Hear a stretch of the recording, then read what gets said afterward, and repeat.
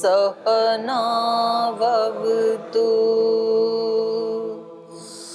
सहनौ भुनक्तु सह वीर्यं करवावहै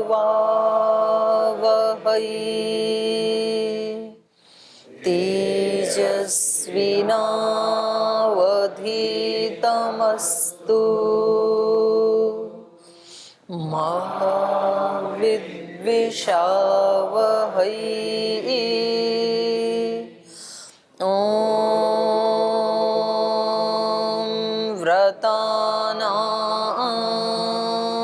व्रतपते व्रतं चरिष्यामि तच्छकेयं तन्मे राध्यताम्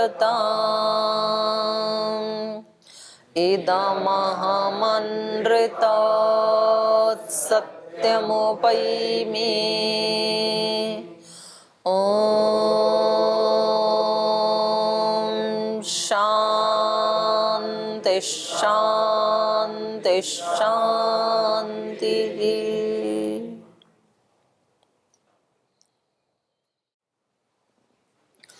वाल्मीकि रामायण का अयोध्या कांड पढ़ रहे हैं और अयोध्या कांड का 35वां सर्ग, जिसमें अंतिम 2 श्लोक शेष हैं। और उससे पहले जो श्री राम वन में जा रहे हैं, तो जो नगर के बहुत सारे नागरिक हैं, उनमें जो द्विज हैं, जो विद्वान हैं या जो बड़े हैं आयु की दृष्टि से, ज्ञान की दृष्टि से, तपस्या की दृष्टि से, वो उनके पीछे आ रहे हैं। तो उनमें से जो तपस्वी विद्वान हैं, यज्ञ याग आदि में जो लगे रहते हैं, वो श्री राम से याचना कर रहे हैं वापस लौट आने की। और वो कभी तो अपने कंधे पर रखकर लाई हुई अग्नियों के बारे में संकेत करते हैं कि हम ये अग्नियां साथ लाए हैं। कुछ बताते हैं हमने जो यज्ञ रचाए थे तो उनकी पूर्णाहुति हुई नहीं, और वो यदि बीच में खंडित होगा तो आपको ही दोष लगेगा, तो आप वापस लौट चलिए और उसकी पूर्णाहुति करवा दीजिए। कुछ फिर अपनी श्वेत केश और दाढ़ी बाल आदि दिखा करके उनको कह रहे हैं कि आप कम से कम हमारे इन श्वेत बालों का ही सम्मान करते हुए वापस लौट चलें। तो अनेक अनेक प्रकार से उनको याचना कर रहे हैं। यही धर्म है आपका, वापस लौट चलना ही, इसी से आपको सुख मिलेगा, इसी से हम सबको भी सुख मिलेगा। तो श्री राम उनके पास तो आ जाते हैं रथ से उतर करके, लेकिन उनका मुख जो है वो वन की तरफ ही है, वापस लौटना नहीं चाहते हैं वो। तो इसमें 2-3 श्लोक बचे हैं, ये हम पढ़ेंगे। उससे पहले आपका कोई प्रश्न है तो पूछ सकते हैं पहले। जी बोलिए। ओम दीदी। जी दीदी पहले बोलते जैसे जनक नंदिनी, जनक नंदिनी जैसे माँ का नाम और सीता माता के लिए। हाँ, जनक जैसे जनक की पुत्री, दशरथ पुत्र राम, ऐसे अभी भी जैसे आंध्रा तेलंगाना उस इलाके में बोलते हैं पिता का पहले नाम फिर पुत्र का नाम। ये अपनी जहाँ अपनी हिंदी भाषा में नहीं बोलते, ऐसा क्यों? शुरू कर दो आज से ही, कौन सी मनाइए,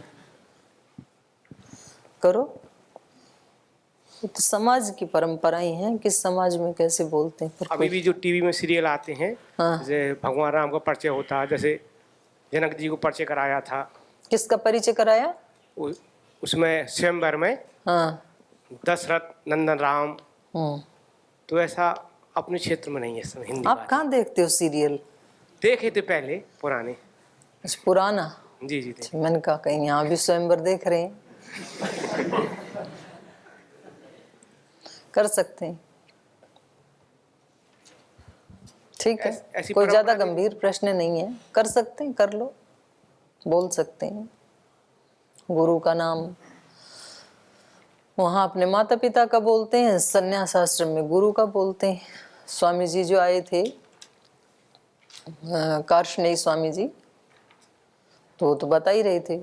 ऐसे जब प्रणाम किया सब सन्यासियों ने वहाँ मंच पे, तो बोलने ऐसे नहीं करना, पहले कान पकड़ो, फिर अपने नाम का उच्चारण करो, फिर अपने गोत्र का उच्चारण करो, फिर प्रणाम करना। तो ऐसे बताया था उन्होंने। तो सन्यासी भी करते हैं ऐसे, ब्रह्मचारी भी करते हैं, और गृहस्थ में भी करते हैं, अपने माता पिता का गोत्र का नाम लेकर के। तो उसका इतना ही है, बस स्मरण आ जाता है व्यक्ति को कि मैं कौन हूँ, किनका वंश हूँ, किनका पुत्र हूँ, किनकी पुत्री हूँ। तो इतनी बार दोहराएगा व्यक्ति तो नीचे नहीं जाएगा, अपने बड़ों का नाम लेगा तो। ठीक है। पीछे कौन था दूसरा हाथ भाई? हाँ, योगेश जी को दे दो। जी प्रणाम माता जी। मेरा ये क्वेश्चन था कि सांख्य दर्शन में एक सूत्र आया है, न श्रवण मात्रा तस्सिद्धिर अनादि वासनाएं बलवत्पाद, और योग दर्शन में भी कह रहा है कि अनादि कर्म क्लेश वासना विचित्रा। क्रिया योग के भाष्य में कहा है, पहली पंक्ति में। जी।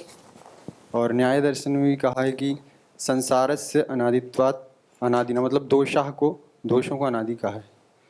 तो वहाँ पर जो वासना या दोषों को या संसार को जो अनादि कहा गया है, वह तत्वतः कहा गया है या फिर प्रवाह से?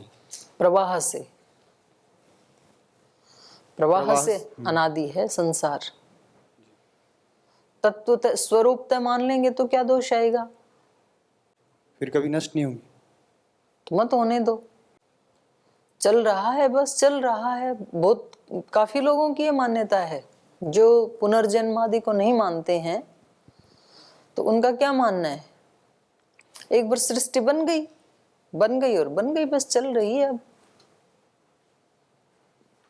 तो इसमें दोष क्या आएगा अगर इसको स्वरूपतः ही अनादि माने, अनादिकाल से चल रही है। कोई पूछे भाई कोई तो आदि होगा, कहीं तो शुरुआत हुई होगी इसकी।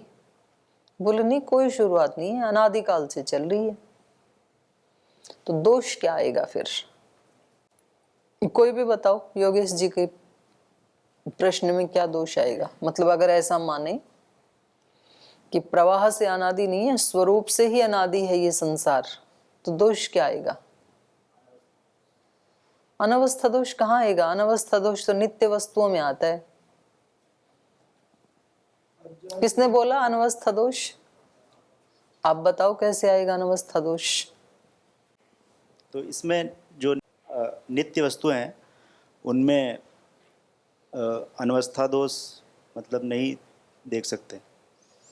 नहीं देख सकते, उनमें ही आता है। जैसे हमने कहा कि प्रकृति अनादि है और नित्य भी है प्रकृति, तो लोग कहेंगे कि भाई कभी तो इस सृष्टि की रचना हुई होगी।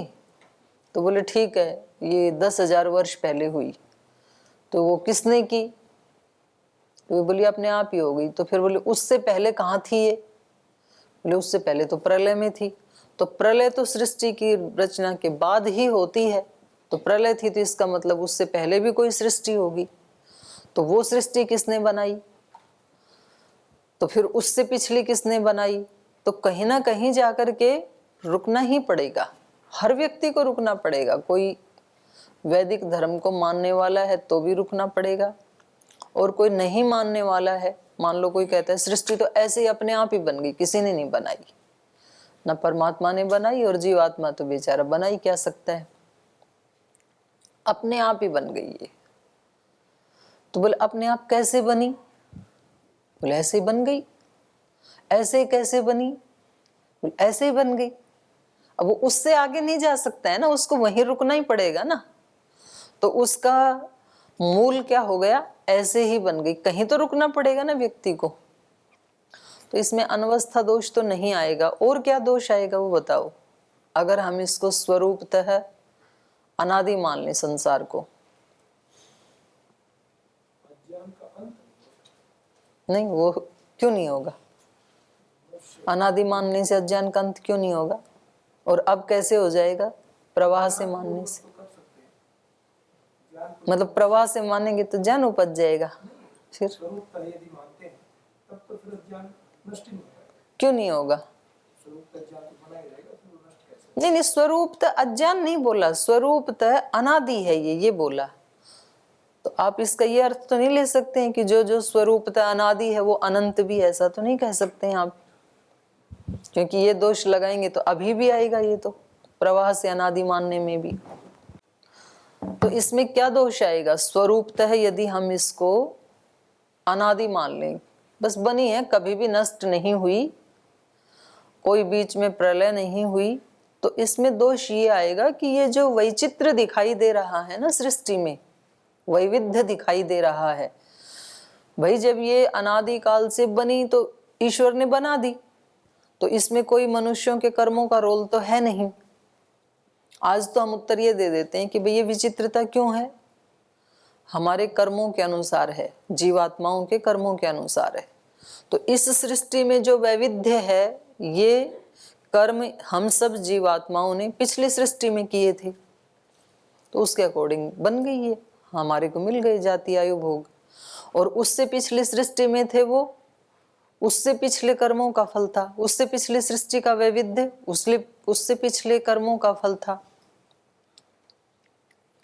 और नहीं तो ये दोष फिर ईश्वर के ऊपर आएगा कि ईश्वर ने किसी को गरीब बनाया, किसी को अमीर बनाया, किसी को सब अंग दे करके सर्वगुण सर्वांग संपन्न बनाया, किसी को दिए ही नहीं, किसी को इतनी बुद्धि दे दी, किसी को बिल्कुल नहीं दी, तो ये सब दोष आएंगे ना, क्योंकि उसमें अनादिकाल से चल रही है। तो ना हम कभी मरे, ना कभी हमारे कर्मों का कोई लेखा जोखा हुआ, ना कोई कर्म फल मिला, बस ये तो चल ही रही है, फिर ये दोष आएगा। तो जो आपने पूछा अनादि से, तो ये प्रवाह से अनादि है। कोई पूछे कि भाई उससे पिछली सृष्टि में हमने जो कर्म किए वो तो इसमें भुगत रहे हैं, इसमें कर रहे हैं, वो आगे भुगतेंगे, तो कहीं तो शुरुआत हुई होगी। बोले नहीं, शुरुआत कोई नहीं है, शुरुआत ऐसे ही होती है, बस प्रलय के बाद जो शुरुआत हुई वो इस सृष्टि की शुरुआत मान सकते हैं। उससे पहले प्रलय थी, तो प्रलय हमेशा सृष्टि के अंत में ही होती है, तो इसका कहीं भी कोई स्टार्टिंग पॉइंट नहीं है। तो प्रवाह से ये अनादि है, लेकिन अनंत नहीं है, अंत हो जाता है। हमारे लिए प्रवाह का तो अंत नहीं होगा, चलता रहेगा, पर जो आत्मा कृतकृत्य हो गया उसके लिए इसका अंत हो जाता है, उसके लिए अनंत नहीं है ये। कृतार्थम प्रतिनष्टम अप्यनष्टम तदन्य साधारणत्वात्, जो कृतार्थ हो गया उसके लिए नष्ट हो जाता है।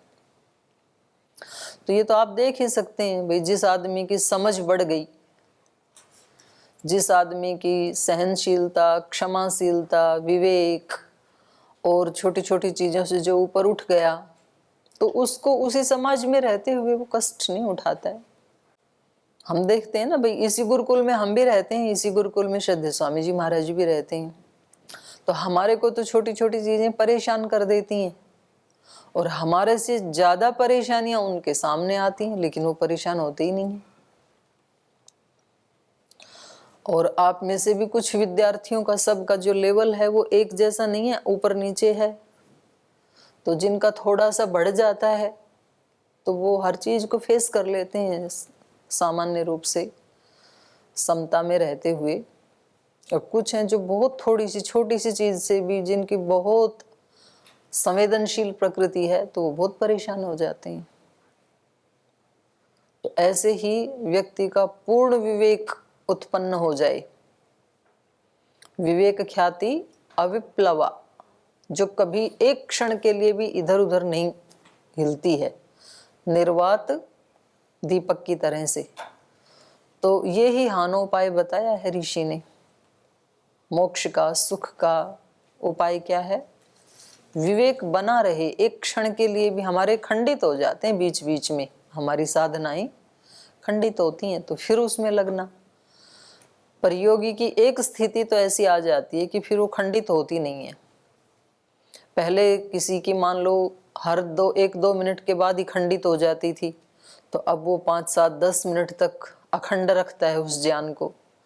फिर ऐसे बढ़ेगा कि कम से कम 1 घंटा जब तक वो ध्यान उपासना कर रहा है तब तक वो खंडित नहीं होने देता है, या जब तक वो क्लास में बैठा है, सत्संग में बैठा है, तब तक खंडित नहीं होने देता है, उसके बाद खंडित होता है। फिर वो ये अभ्यास करता है कि 2 घंटे तक खंडित नहीं होने देता है, 2 घंटे तक उसकी स्थिति समता में रहती है। फिर अभ्यास करता है कि दोपहर 12 बजे तक बिल्कुल ठीक रहता है, उसके बाद फिर खेल कूद में भूल जाता है।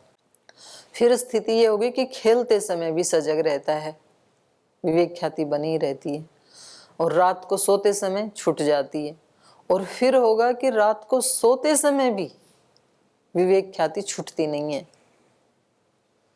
तो वो नींद भी उसके लिए योग निद्रा हो जाती है, तो उसको कहेंगे अविप्लवा विवेक ख्याति, कभी भी नहीं भूलता है।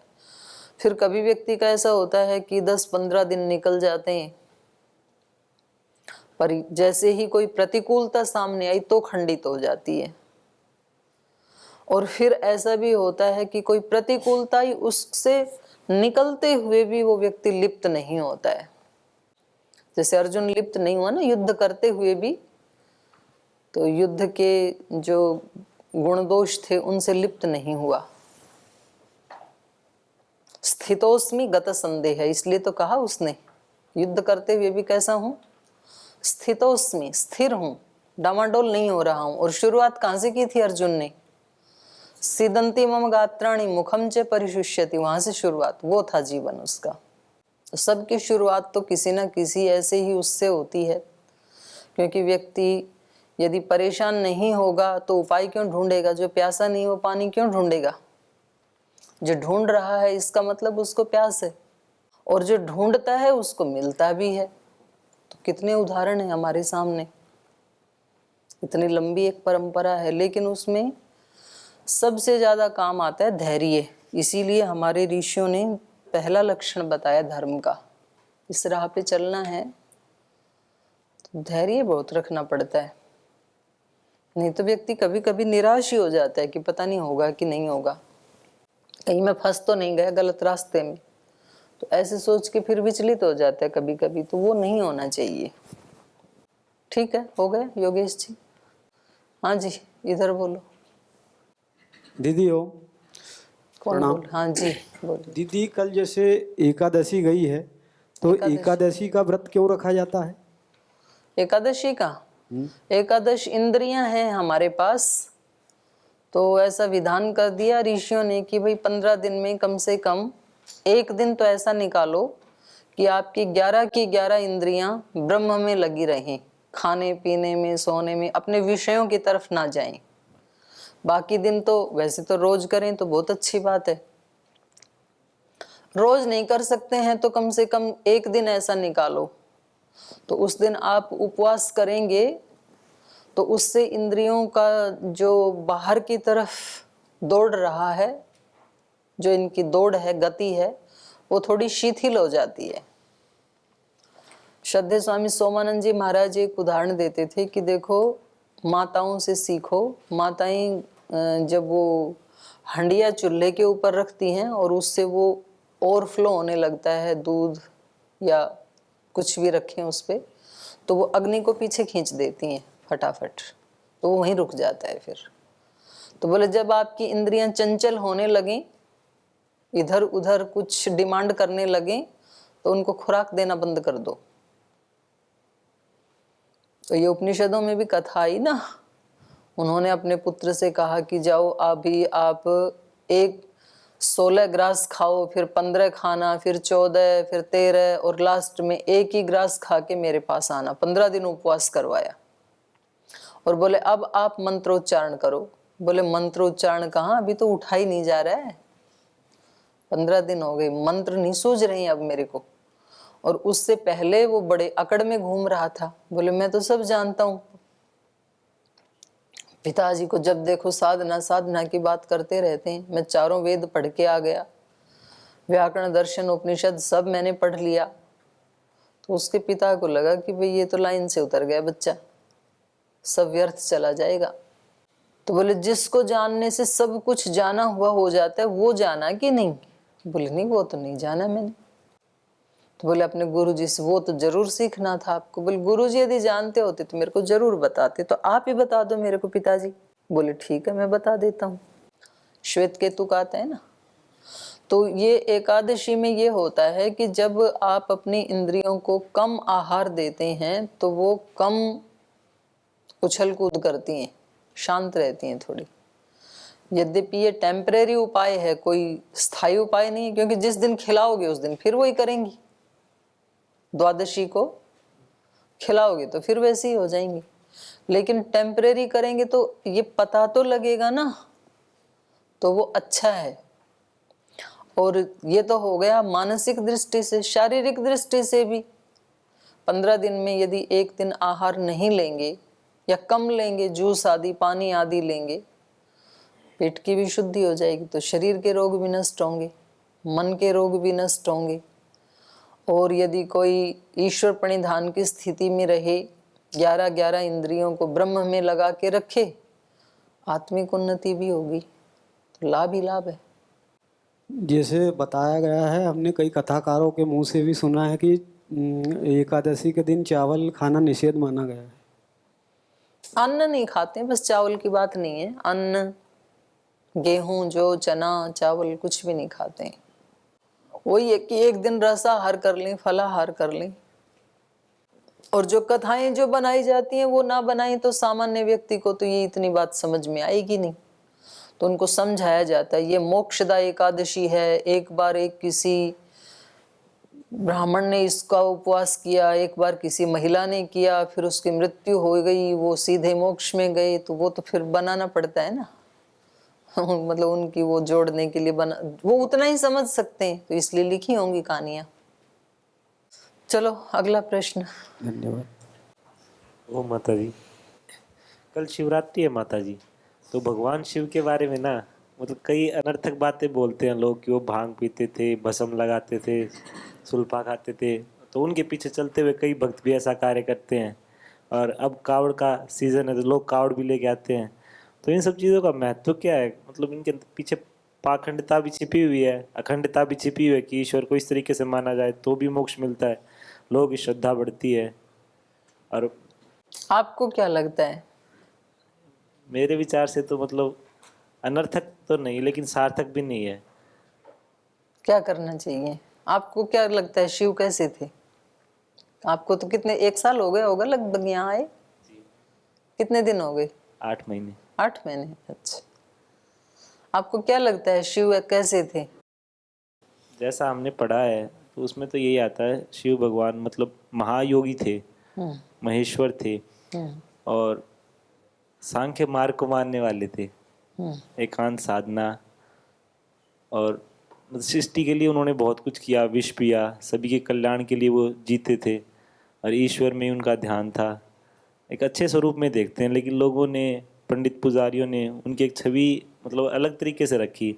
मूर्ति पूजा करते हैं और कहते हैं कि मूर्ति पूजा सार्थक है ईश्वर को पाने में। ये एक मतलब लक्ष्य की तरह है। जैसे व्यक्ति युद्ध में जाता है तो उससे पहले उसको टारगेट दिए जाते हैं मारने के लिए, वो इस पर हिट करता है ना, तो वो इस तरीके से हिट करता करता वो सीख जाता है कि कैसे दुश्मन को मारा जाता है। तो उस तरीके से आप मूर्ति पूजा करते करते ईश्वर को भी ऐसे पालोगे, ऐसे मतलब उनके द्वारा तथ्य प्रमाण दिए जाते हैं। लेकिन तो इसका उत्तर क्या है? वो पढ़ते पढ़ते वो भी बूढ़े हो गए, उन्होंने भी आज तक नहीं पाया। मेरे सामने ऐसा मतलब वो पढ़ते पढ़ते खुद बूढ़े हो गए, आज तक उन्होंने ईश्वर को नहीं पाया, तो हमें कैसे दिला देंगे वो इस तरीके से ईश्वर को? नहीं, वो कह रहे हैं ना कि कभी न कभी मिल जाएगा। हाँ। अभी टारगेट के ऊपर आपको बाण मारना नहीं आया, मूर्ति की पूजा ठीक से की नहीं होगी आपने। किस तरीके से करनी चाहिए माता जी मूर्ति की पूजा? ठीक है, तो क्या कर रहे हैं शिवरात्रि को स्वामी जी? उपवास करेंगे सब, तो बहुत अच्छी बात है।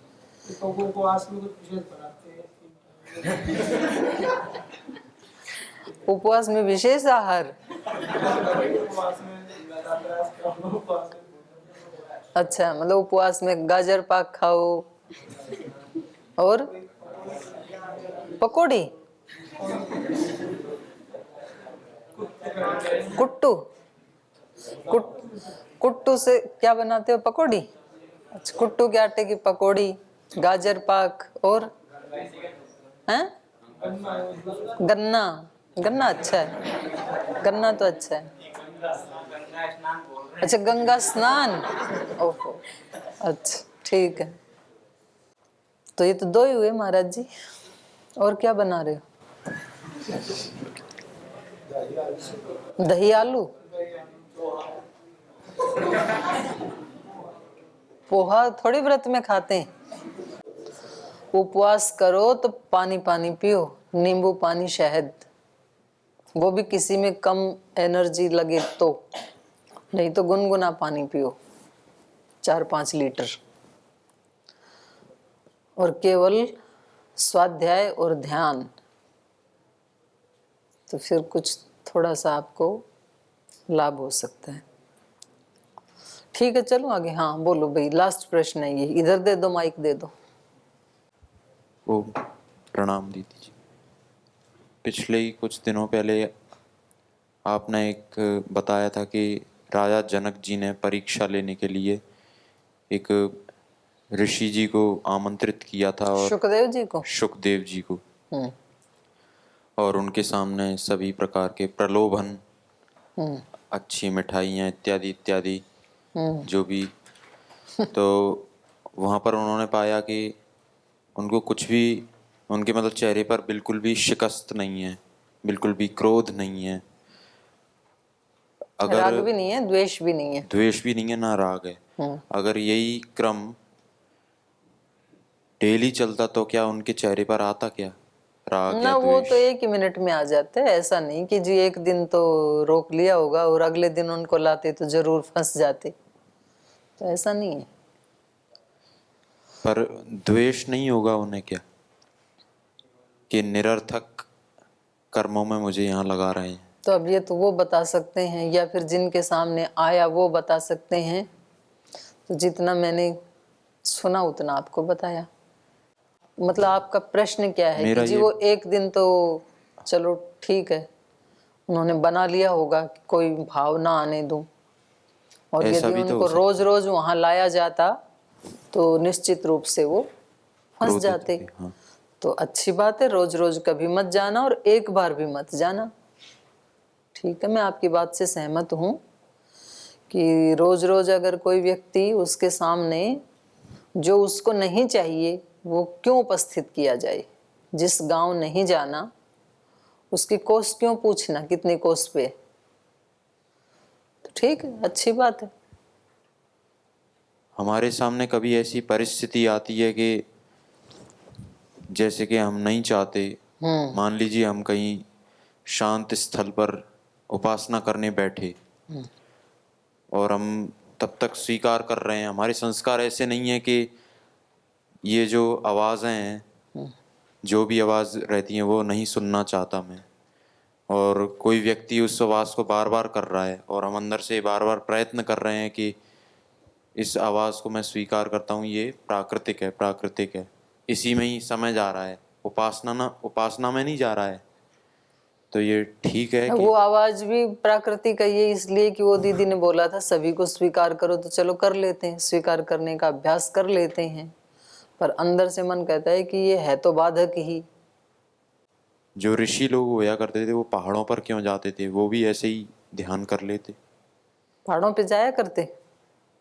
पहाड़ों पर क्यों जाया करते? वो भी संसार में ही रहकर इसी का ही अभ्यास करते। नहीं, कौन कौन पहाड़ पे गए थे और कौन कौन संसार में रहे, कोई आपके पास इतिहास? नहीं, मतलब ऐसा सुनने में आता है कि पहाड़ों पर जाकर शांत स्थल में बैठकर संध्या उपासना करें, अच्छा रहता है।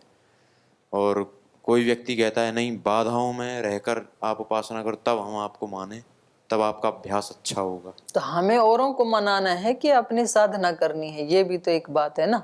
हाँ, ये कोई दूसरे कहे कि यहाँ करके दिखाओ तो माने, तो बोले हम आपको मना के ही छोड़ेंगे, पहाड़ पे बिल्कुल नहीं जाएंगे और यहीं रह के करेंगे। तो ये फिर अहंकार है, ये अपने आप में ही एक अविद्या है। किसी को क्या दिखाना है, कोई माने ना माने,